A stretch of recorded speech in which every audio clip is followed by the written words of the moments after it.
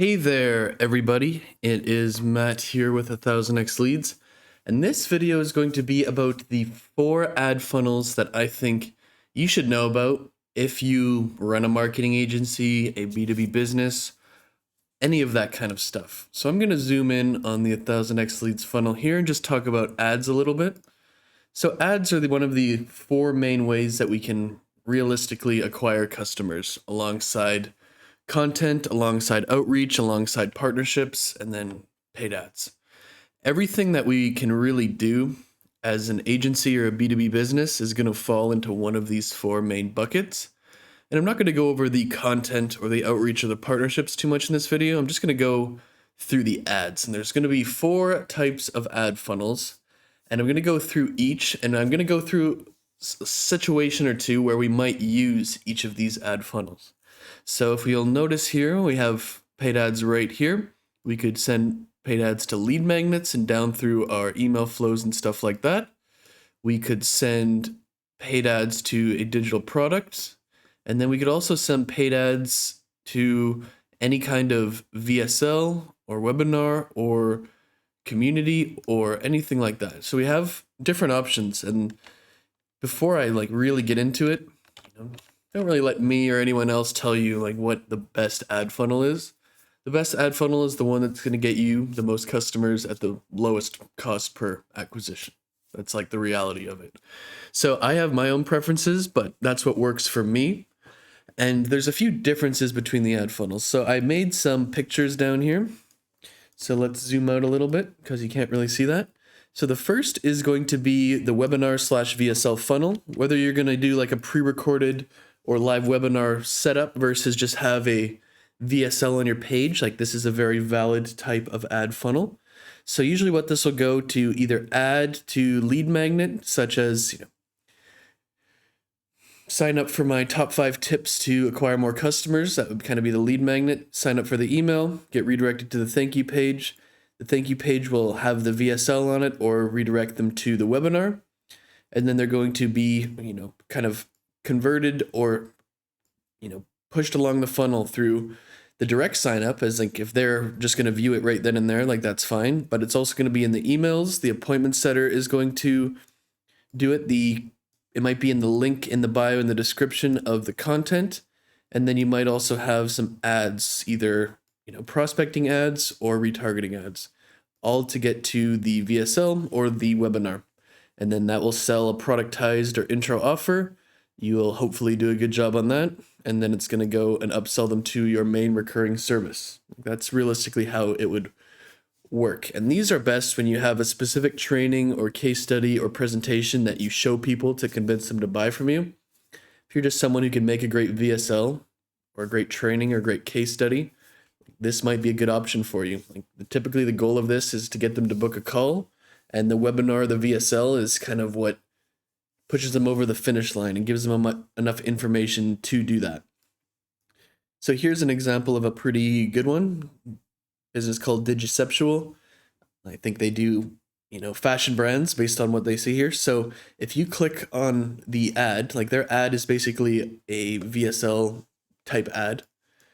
If you go to their landing page, here's a VSL in the VSL/webinar funnel, and there's the book a call button.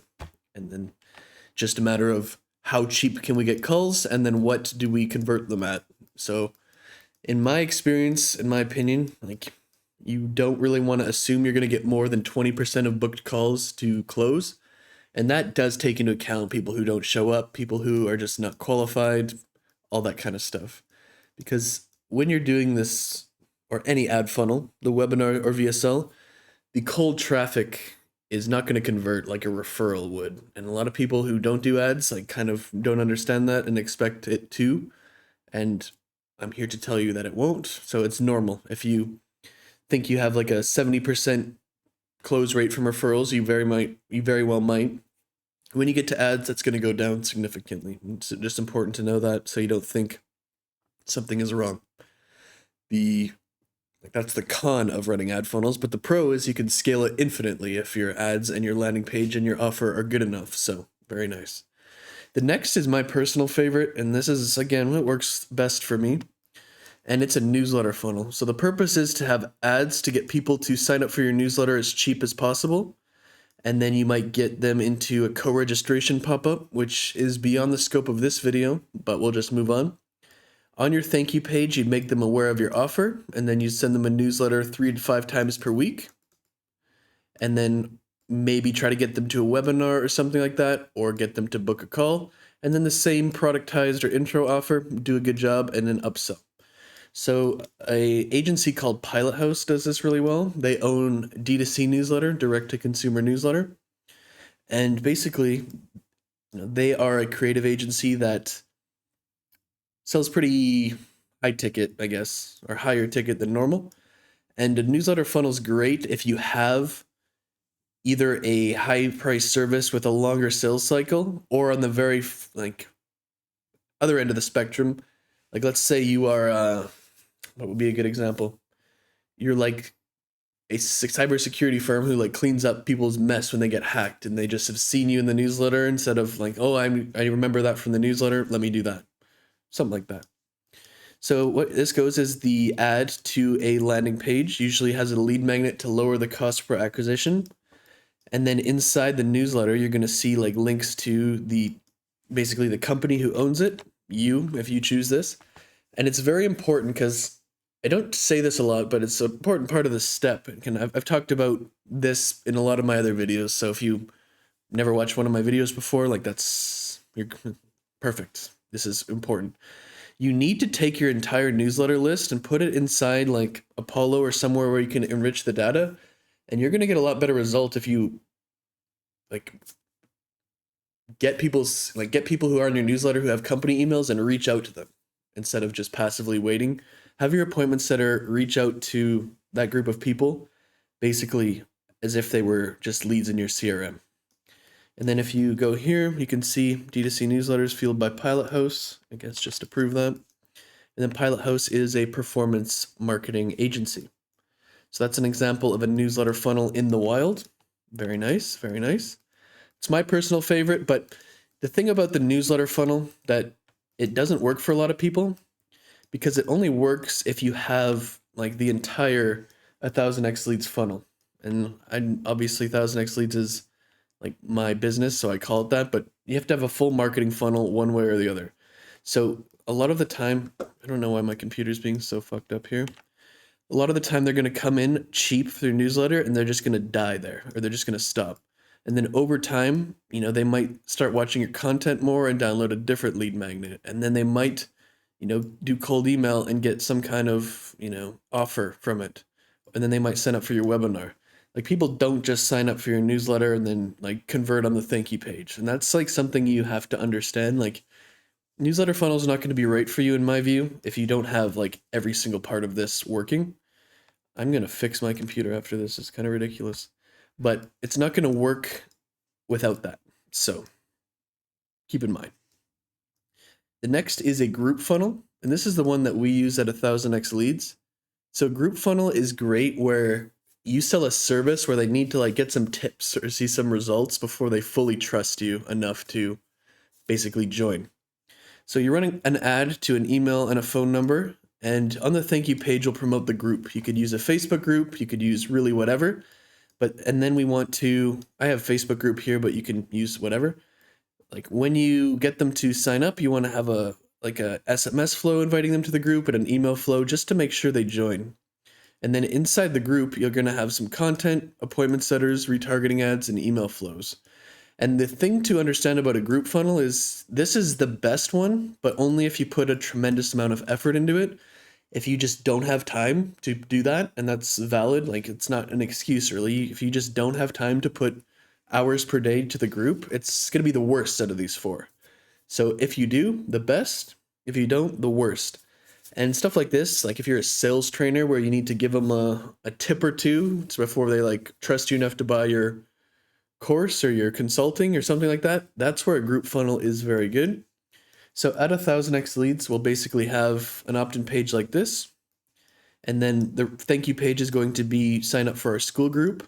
And then it's very good because you can get their email and phone number up here, but then you could also get more stuff here, like and enrich your data a little bit on the membership questions. And then you basically have to message people inside the school. If you don't message people, you don't post in it, you don't have email flows, like it's not going to work. And then you sync everybody who joined your group to your CRM, kind of like this, and then there you go. You're good to go.